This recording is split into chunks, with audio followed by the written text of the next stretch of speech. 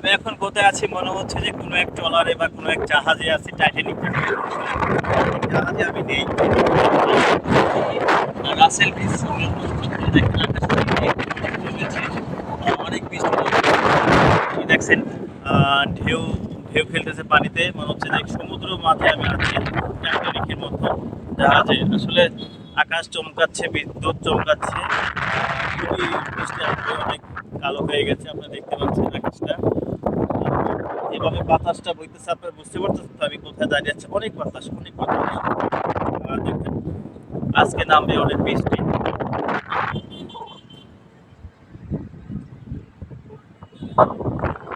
যাক, রহমতের বৃষ্টি, আল্লাহ আল্লাহ পাক সবকিছুই করতে পারে।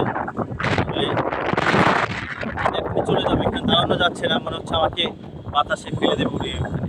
তো আকাশের হাওয়া অনেক বইছে। সবাই এখান থেকে, সবাই ভালো থাকবেন, যেখানে থাকেন